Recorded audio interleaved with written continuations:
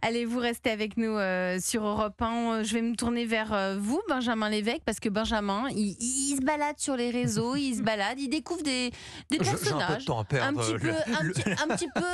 des personnages un petit peu hors normes. Europe 1. La belle histoire de la France bouge. Benjamin, vous avez découvert un jeune vigneron qui a décidé de faire découvrir son métier, lui aussi à travers les réseaux sociaux. Ça peut peut-être donner envie à certains d'aller travailler après dans les vignes. Ouais, un vigneron d'à peine 26 ans, il s'appelle Émile Codins.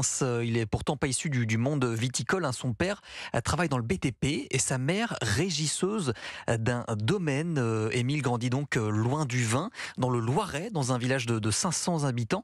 Et comme il le dit, il n'est pas très fort à l'école, Émile. Il ne sait pas trop ce qu'il veut faire comme métier. Jusqu'à l'âge de ses 15 ans, il est en seconde lorsque son grand-père décède en lui léguant sa cave à vin. J'avais pas les notes pour aller là où je voulais, donc je voulais pas faire STMG, je voulais pas. En fait, je me suis dit putain, je vais devoir faire un truc que j'ai pas envie de faire. Voilà, il y avait le deuil en même temps du grand-père et quand on a 15 ans avec une cave à vin entre les mains, on sait pas trop quoi en faire. Et après plusieurs temps de réflexion, je sais pas ce qui m'a pris.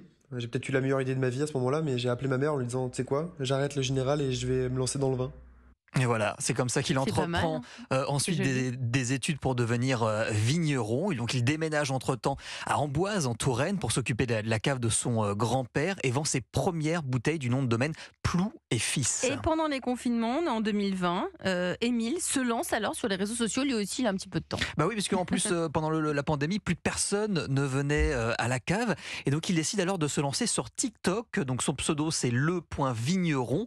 Et le réseau social, en fait, est devenu pour lui le meilleur moyen de montrer son métier et tout ce qui l'entoure. Donc il explique par exemple comment tenir son verre de vin, pourquoi est-ce qu'il y a un trou au cul de la bouteille, ou encore pourquoi on tourne son verre de vin.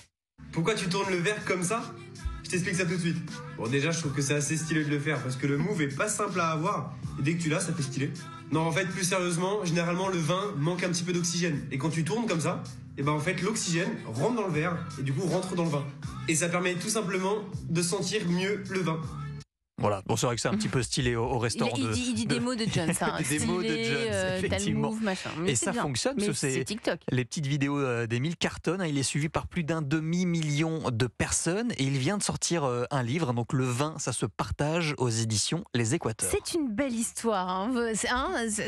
Philippe Bardet. 1,5 million de personnes, oui, chapeau, On aimerait bien faire autrement. Vous le suivez aussi? Oui, je le suis et surtout sa force, c'est vraiment l'accessibilité et je pense que c'est ce qu'on recherche aujourd'hui dans le vin.